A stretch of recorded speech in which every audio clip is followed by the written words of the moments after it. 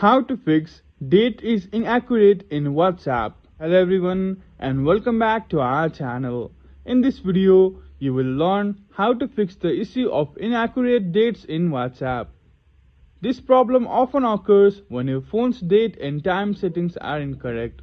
When the date or time is not set properly, WhatsApp cannot connect to its servers, which can be frustrating, prevent you from using the app normally. However, fixing this issue is quick and easy. To get started, swipe down from the top of your screen and tap the gear icon in the top right corner to access the settings. Once you are on the settings page, scroll down to find General Management. Look for Date and Time with General Management and tap on it. Here's a crucial steps. Toggle on the switch for automatic date and time. This will allow your device to automatically synchronize its clock with your network provider's data.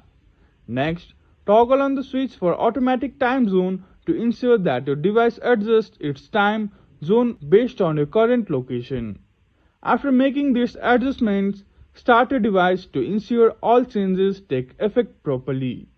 By following these simple steps, either through the general settings or directly via WhatsApp, you can easily resolve any issues related to inaccurate dates in app. That's it. This concludes this tutorial.